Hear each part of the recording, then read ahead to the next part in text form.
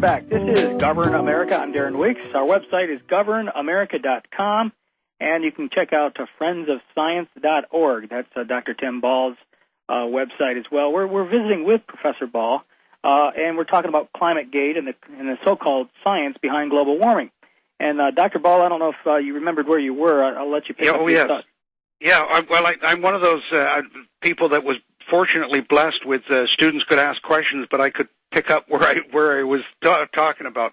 But I wonder if I could indulge you for a minute. Sure. The friendsofscience.org, I'm very proud of that site, but we set that up specifically to deal with the science and to not have the politics in it. Okay. Unfortunately, politics has become so much of this climate issue, and that's really where the problems began, that I also write a weekly column on a website called CanadaFreePress.com. Okay, yeah. Okay, and so on that website, much of what I'm talking about with you is involved in many of the articles that I've written there. So it's CanadaFreePress.com. That's all one word.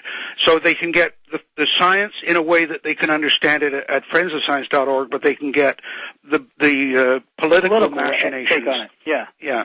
Okay. It's CanadaFreePress.com, listeners. Yep. Okay. Go ahead. Now. Back to where I was.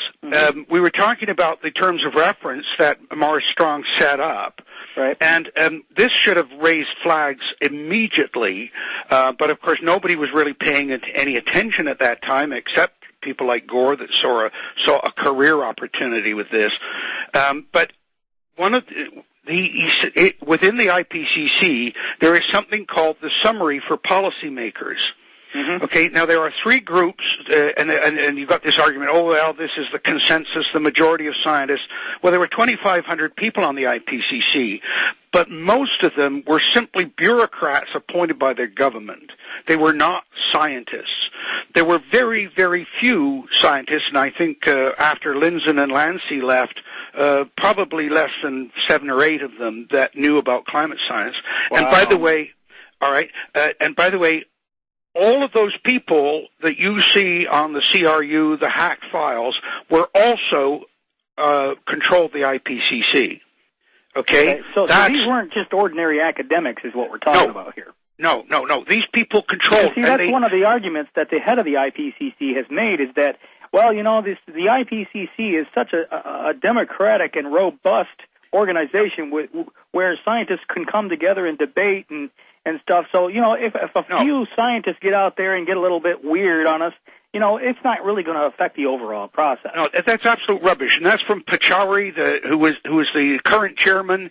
He's a railway engineer, for crying out loud, and yet he's head of a climate group.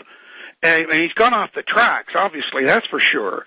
But you see, what they did was, and as you know, there's certain things in an organization that if you can control those, the British government knew it. They didn't try to control the people of India when they were colonial power. They controlled the Maharajas, and therefore they controlled the people. Okay?